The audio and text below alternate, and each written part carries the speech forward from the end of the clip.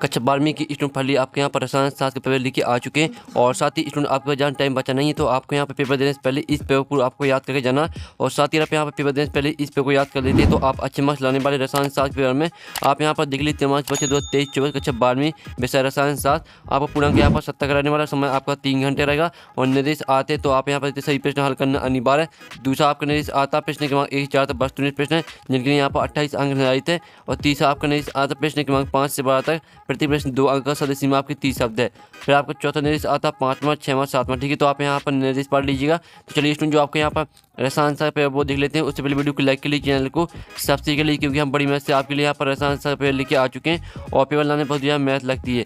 तो अब वीडियो को लाइक जरूर कर लेना और चैनल को सब्सक्राइब कर लीजिए। आपको यहाँ पर जूम करके दिखाते हैं जिससे आप यहाँ पर अच्छे से देख पाएंगे। तो आप यहाँ पर देख लीजिए आप क्या आते हैं, सही विकल्पों के लिखिए 7 नंबर के आते हैं। तो गैसों का द्रव्य विलेयता का नियम दिया था तो आपका तो बॉन्डहोफ ने बात बर्क के लिए और साथ आपके हेनरी ने और दात बोयल ने। तो यहाँ पर गैसों का द्रव्य विलेयता का नियम दिया था आपका, इसका सही आंसर आएगा हेनरी ने।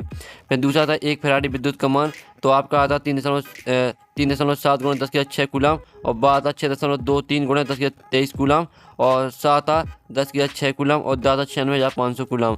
तो 1 फैराडी विद्युत कमान होता है आपका यहाँ पर 96,500 कूलम। और फिर तीसरा था तीसरा आप यहाँ पर देख लीजिए परमाणु क्रमांक 29 का तत्व आवास सारणी के निम्न ब्लॉक का तत्व होगा। तो आपका आता एस ब्लॉक और बाता पी ब्लॉक और साथ डी ब्लॉक और दाता एफ ब्लॉक।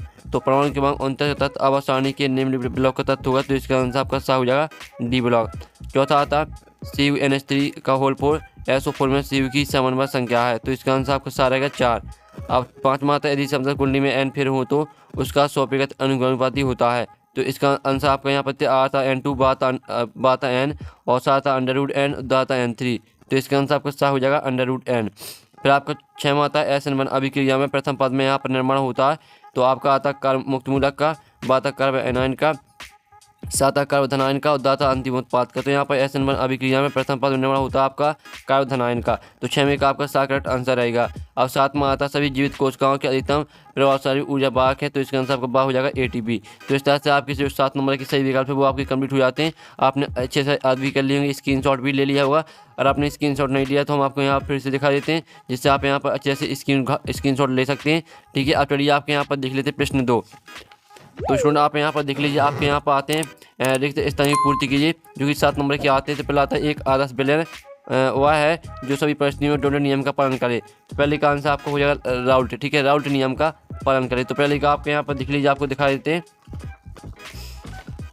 तो पहले का आंसर आपका यहाँ पर हो जाएगा राउल्ट। ठीक है, राउल्ट नियम का पालन करे। फिर आपके यहाँ पर आता है एसिटिक अम्ल विद्युत अपघट। तो यहाँ पर एसिटिक अम्ल दुर्बल विद्युत अपघट। ठीक है, तो दुर्बल आपका हो जाएगा दूसरे का आंसर। तो आपको यहाँ पर दूसरे रिश्ता में लिखना दुर्बल। ठीक है, अब चलिए आपके यहाँ पर तीसरा आता है पोटेशियम परमैंगनेट का रासायनिक सूत्र KMnO4 है। ठीक है, आपका यहाँ पर तीसरे का आंसर आप यहाँ पर देख लीजिए KMnO4 आपके तीसरे का यहाँ पर आंसर हो जाएगा। फिर आपका यहाँ पर चौथा आता है। तो चौथा आप यहाँ पर देख लीजिए विटामिन B वाला कोबाल्ट का संकुल एवं होता है। तो आपको यहाँ पर चौथे में हो जाएगा कोबाल्ट। ठीक है, चौथे का आंसर आपका यहाँ पर कोबाल्ट हो जाएगा। आप यहाँ पर देख लीजिए। अब आपका 5 में यहाँ पर आता है क्लोरीटोन उच्च कोटि की डॉट है। तो यहाँ पर क्लोरीटोन उच्च कोटि की आपकी निद्राकारी औषधि है। तो 5वें का आंसर आपका यहाँ पर हो जाएगा निद्राकारी औषधि। ठीक है, आप यहाँ पर देख लीजिए 5वें का आंसर आपका निद्राकारी औषधि हो जाएगा। फिर आपका जो 6वां यहाँ पर आता है ग्लूकोज 6 कार्बन युक्त मोनोसेक्राइड है। ठीक है, तो मोनो हो जाएगा आपके यहाँ पर 6वें का आंसर। 6वें का आंसर आपका यहाँ पर हो जाएगा मोनो। अब चलिए आपके यहाँ पर 7वां आता है विलयन जिनके परासरण दाब समान होते हैं समपरासारी विलयन कहलाते हैं। ठीक है, तो 7वें का आंसर आपका हो जाएगा समपरासारी। आप यहाँ पर देख लीजिए 7वें का आंसर आपके यहाँ पर हो जाएगा समपरासारी। ये आपका रहेगा 7वें का आंसर। तो इस तरह से आपके यहाँ पर हो जाते हैं रेगिस्तान कंप्लीट। आप यहाँ पर देखते हैं एक आदर्श विलयन हुआ है जो सभी परिस्थितियों में राउल्ट नियम का पालन करे। एसिटिक अम्ल एक दुर्बल विद्युत अपघट है और पोटेशियम परमैंगनेट का रासायनिक सूत्र आपका KMnO4 है और विटामिन B वाला कोबाल्ट का संकुल होता है और क्लोरीटोन उच्च कोटि की निद्राकारी औषधि है और ग्लूकोज 6 कार्बन युक्त मोनोसेक्राइड है और विलयन जिनके परासरण दाब समान होते हैं समपरासारी विलयन कहलाते हैं। अब आपके यहाँ पर आते हैं सही जोड़ी जो कि स्तंभ अवबा में दी गई 7 नंबर की आती हैं। तो पहले आती है ठोस विलयन। तो इसको आपको यहाँ पर मैच करना है पीतल से। और राउल्ट का नियम आपके यहाँ पर हो जाएगी आदर्श विलयन और धात्विक चलक आपकी हो जाएगी चांदी। और जो आपकी चौथी आती है एक दंतो। ठीक है, एक दंतो मैच करना आपको एक्वा से। 5 में आती है क्लोरोफिल। तो आपको इसे मैग्नीशियम से मैच करना। 6 में आती है विलयन संश्लेषण। तो इसे आपको मैच करना है यहाँ पर ईथर से। जो 7 में आती है सैंडमर अभिक्रिया। तो इसे आपको यहाँ पर हेलो एल्केन से मैच कर देना। तो इस तरह से आपकी जो यहाँ पर 7 नंबर की सही जोड़ी वो कंप्लीट हो जाती हैं। अब आप क्या आते हैं एक शतवाक्य में उत्तर 7 नंबर के आते हैं। पहले आता है विलयन में विलय की मात्रा कम होने पर विलयन कहलाता है। तो पहले का आंसर आपका रहेगा तनु विलयन। ठीक है, दूसरा आता हुआ अभिक्रिया जिसमें ऑक्सीकरण अपचयन एक साथ होते हैं क्या कहलाती है। तो दूसरी का आंसर रहेगा आपका रेडॉक्स अभिक्रिया। और तीसरा आता है दो इलेक्ट्रॉनों को संयुक्त करने पर प्राप्त युक्ति क्या कहलाती है। तो प्राप्त युक्ति कहलाती है आपकी सेल। और चौथा आता है लेंस नाम की कौन सी ऑक्सीकरण अवस्था अधिक स्थायी होती है। तो यहाँ पर लेंस नाम की 3, ठीक है, 3 ऑक्सीकरण अवस्था अधिक स्थायी होती है। पांचवा आता है ऑफसेट संयोजन संख्या 6 वाले संकुल आयन का आकार होता है। तो इसका आंसर है आपका अष्टफलकीय। ठीक है, फिर आपका 6वां आता है क्लोरो बेंजीन का किससे क्रिया कराने पर DDT बनता है। तो आपका यहाँ पर 6वें का आंसर रहेगा क्लोरो बेंजीन, ठीक है, क्लोरल से क्रिया कराने पर DDT बनता है। और 7वां आता है विटामिन C का रासायनिक नाम हो जाएगा आपका एस कार्बिक अम्ल। ठीक है, जो आपके यहाँ पर एक शतवाक्य का सोल्यूशन है वो आपको यहाँ पर दिखा देते हैं।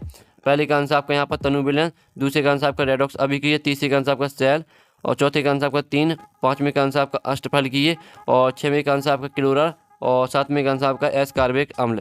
तो ये आपके यहाँ पर हो जाते हैं एक शतवाक्य तक कंप्लीट। अब चलिए आपका प्रश्न 5 आता असमान अनुभाग किसे कहते हैं अथवा संप्रासायी विलयन किसे कहते हैं।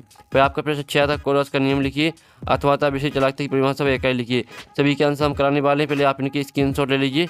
और प्रश्न 7 आता संक्रमण तत्व किसे कहते हैं अथवा लेंथेनाइट एवं एक्टिनाइट की दो उपयोग लिखिए। जो इनके आंसर वो हम आपको कराएंगे। ठीक है, पहले आप यहाँ पर पेपर देख लीजिए और स्क्रीनशॉट ले लीजिए क्योंकि पूरा पेपर आपका आ चुका है। दो किलोवाट किन्हें कहते हैं अथवा किलेट क्या होते हैं। फिर प्रश्न 9 आता विद्युत अपघट किसे कहते हैं अथवा गैसों में द्रव्यों की विलेयता किन किन कारकों पर निर्भर करती है। 10वां आता लेंथेनाइट का पृथक्करण आसान नहीं है क्यों अथवा संकुल योग किसे कहते हैं। फिर आपके प्रश्न 11 आता क्लोरीन बेंजीन का किससे क्रिया कराने पर DDT बनता है अथवा बेंजीन सूर्य की प्रकाश की उपस्थिति में क्लोरीन के साथ क्रिया बनाता है। फिर आपका 12वां आता RNA एवं DNA में अंतर लिखिए। फिर अथवा हमारे शरीर में विटामिन C संचित क्यों नहीं होता। फिर आपका 13वां आता है हेनरी के नियम को उदाहरण से समझाइए अथवा मोलारता एवं मोललता में कोई इकाई सहित परिभाषित कीजिए। फिर 14वां आता ओम का नियम लिखिए अथवा कोरोस का नियम क्या है इसके अनुप्रयोग लिखिए। जो आपका 14वां क्वेश्चन रहेगा वो आपका 3 नंबर का रहेगा और 3वां क्वेश्चन भी आपका यहाँ पर 3 नंबर का रहने वाला है। 15वां क्वेश्चन भी आपका 3 नंबर का रहेगा। 15वें का अथवा देख लीजिए। ठीक है, CU पॉजिटिव रंगीन होता है जबकि CU पॉजिटिव रंगीन होता है क्यों। फिर आपको 16वां क्वेश्चन आता है जिसमें आपको यहाँ पर निम्नलिखित ऑप्शन संयुक्त युवकों के IUPAC नाम लिखिए। तो आपको K3 FeCN का सेक्स, ठीक है, होल सेक्स, तो इसका आपको IUPAC नाम लिखना। साथ ही K2 PDCl4 इसका भी आपको यहाँ पर लिखना है IUPAC नाम आपका। अथवा आता जिसमें आपको इनके सूत्र लिखना, ठीक है, इन युवकों को आपको सूत्र लिखना पोटेशियम टेट्रासाइनिडोनिक्लेट सेकंड और हेक्साएमीन प्लेटिनम 4th क्लोराइड, इनका आपको यहाँ पर सूत्र लिखना। फिर 7वां क्वेश्चन आता निम्न को समझाइए केवल समीकरण दीजिए। सैंडमैन अभिक्रिया, कार्बन एवं अभिक्रिया, बोटाइट फिटिंग अभिक्रिया, हेलोपरम अभिक्रिया, इनके आपको केवल समीकरण लिखना है। अथवा निम्नलिखित है, ठीक है, आपका अथवा आप यहाँ निम्नलिखित बनाने की विधि एवं उपयोग लिखिए। तो DDT और BHC इनके आपको बनाने की विधि और उपयोग लिखना। ठीक है, 7वां क्वेश्चन आपका हमने करा दी जो कि 6 नंबर का आप यहाँ पर देख लीजिए। अब चलिए आपका 18वां क्वेश्चन देख लेते हैं। तो आपका 18वां क्वेश्चन आता है राउल्ट का बासदाव अनुवन नियम लिखिए और राउल्ट के नियम की सीमा लिखिए। 5 नंबर का रहेगा। अथवा बॉन्ड ऑफ गुणांक से आप क्या समझते हैं इसके अनुप्रयोग लिखिए। आपका प्रश्न 19 आता है बेस चालकता, तुल्यांकी चालकता एवं आणविक चालकता का सूत्र एवं इकाई लिखिए तथा इस पर तन्यता का प्रभाव स्पष्ट कीजिए, जो कि आपको 5 नंबर का रहेगा प्रश्न 19वां। और प्रश्न 19 का अथवा मानक हाइड्रोजन इलेक्ट्रोड क्या है या कैसे बनाया जाता है इसकी 2 सीमाएं लिखिए। तो इस तरह से आपका यहाँ पर जो पूरा पेपर है वो कंप्लीट हो जाता है और इनका जो स्क्रीनशॉट वो आप ले लीजिए। ठीक है, और जो आपके यहाँ पर, ठीक है, जो इसका सॉल्यूशन है, सॉल्यूशन आपको मिल जाएगा यहाँ पर टेलीग्राम ग्रुप में। ठीक है, पूरा पेपर हमने यहाँ पर कंप्लीट करा दिया, सॉल्यूशन आपको टेलीग्राम ग्रुप में मिल जाएगा। साथ ही वीडियो को लाइक के लिए चैनल को सब्सक्राइब कर लीजिए। तो हम अपन नेक्स्ट वीडियो में मिलते हैं। जब तक टेक इन, बाय बाय।